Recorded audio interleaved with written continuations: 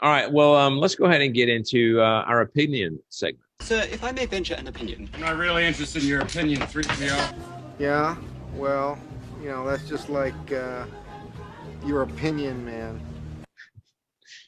All right. So the opinion this week is the SEC the most dysfunctional conference in the country? And by that I mean, yes, the SEC is dominant, but the SEC could also be considered to be dysfunctional as well. Example, Gene Chizik won the national championship. 2 years later, gone. Ed Orgeron won a national championship. Not even 2 years later, gone. Dan Mullen led the team to three New Year's Six bowls, three of them. He's only been there 4 years.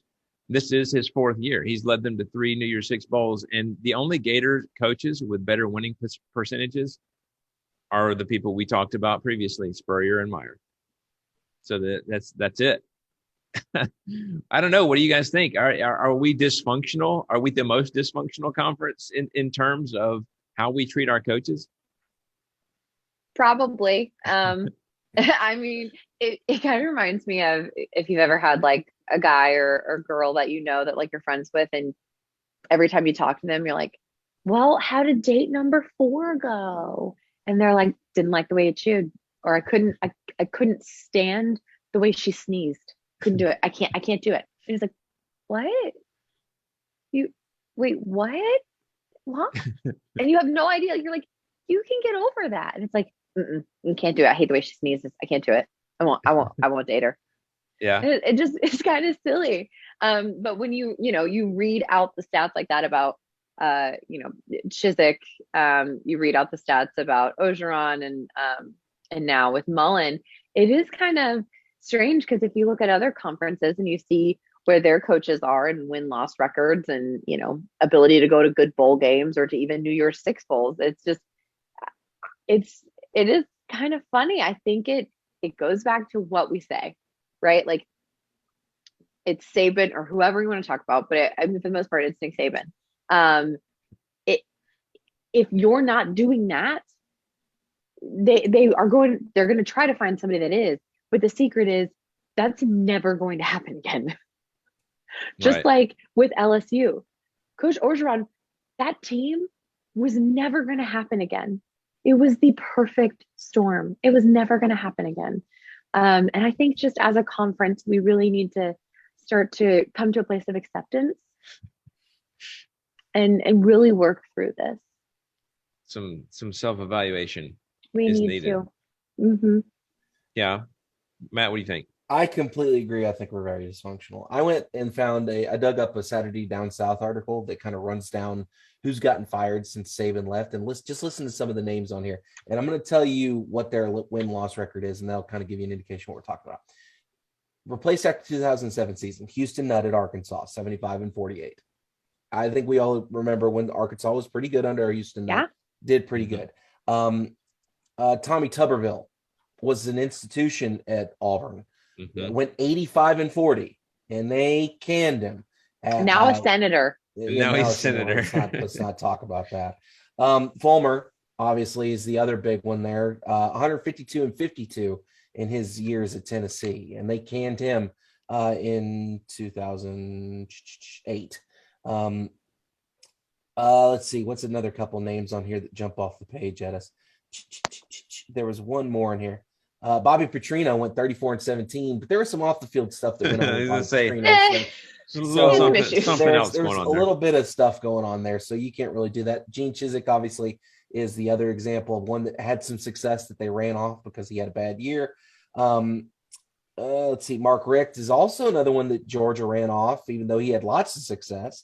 And I probably Wes would disagree with me on that, but understand that's part of it. He was also there a really, really long time too. Yeah, 2001 to 2015, so 14 years. Yeah, he was there a while. Another name that we've probably forgotten about is Gary Pinkel. Do y'all remember him? Mm-hmm. He was the head coach at Missouri. He went 118-73 at Missouri. He was there from 2001 to 2015. He had a health issue that came up. That's part of the reason why he left. But again, shows you that that's part of the reason. And then the other one is, Les Miles. In 114-34 at LSU. And then he got canned. So, Yeah, I think we're a bit dysfunctional. I think that a lot of that has to do with Nick Saban. I think a lot of that has to do with the media. Yeah. Not to sound like almost sound like we're talking politics here. I hate to blame the media for things, but I think it's kind of ramped up in its intensity by the media and by other people. If we operated now, if we took our system now, the SEC, and we worked like that, 40, 50, 60 years ago, people like, Bobby Bowden would have gotten fired after 4 seasons. Vince Dooley would have gotten fired after, I think, his 6 seasons. The first Dooley struggled. Yeah. Dooley struggled multiple years. There's probably a couple more in there that if you go back and look at those great coaches that have a couple bad years strung together, they probably would have got canned. So, but that's also part of the reason why the conference has gotten so much more intense over the past 15 years, is because there's all this pressure to win now. We got to win national championships. So, right. But it's not just us; it's other conferences as well. Because you see that at like the USC's, and you see that at Ohio State. You see that does seem to be Texas the bigger is ones. another one. Yeah. These perennial blue blood powers that when they have a little bit of struggle, well, we can it. We'll bring in the new coach that can fix things. So they don't give you a lot of time if you're a head coach anymore.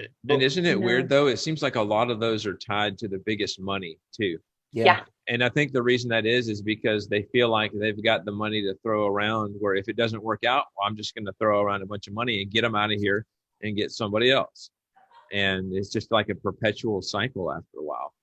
But I think about a lot of these coaches in like the Big 10 or Big 12 or whatever, who have been coaching there for like 30 years.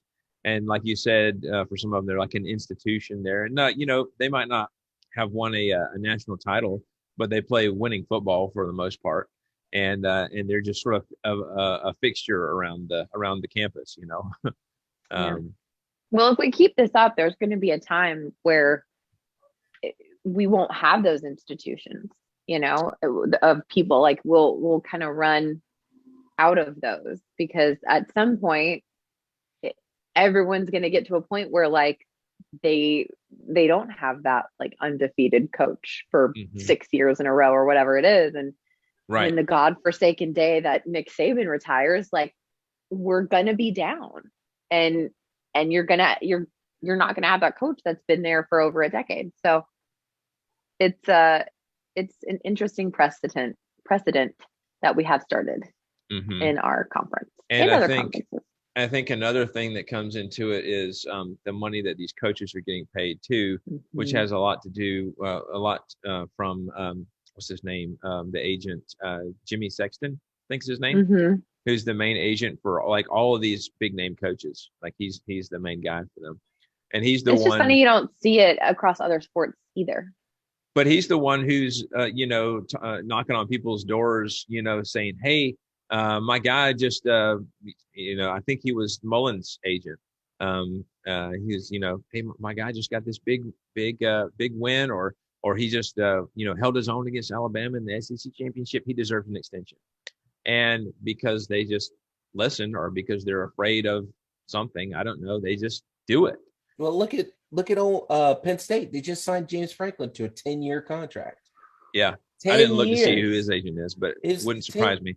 10 years they signed him to. And nothing against James Franklin. He's done a good job at Penn State, but do you really want to be locked into a football coach for 10 years? I was surprised. I thought he was going to not him. I thought he had basically already taken another job, and thought we were going to hear about that. But yeah, then that news came out. So I don't know. I know a lot of fans up there at Penn State weren't even too thrilled with him lately, because they felt like his mind was elsewhere too. And it seemed as much during his press conferences. He was like talking about the wrong teams and the wrong weeks, and like, "Coach, do you even know who we're playing this week?" So I don't know. But yeah, I would agree. I think we're a bit dysfunctional. So you can't have fun without dysfunction. That's true. I love it.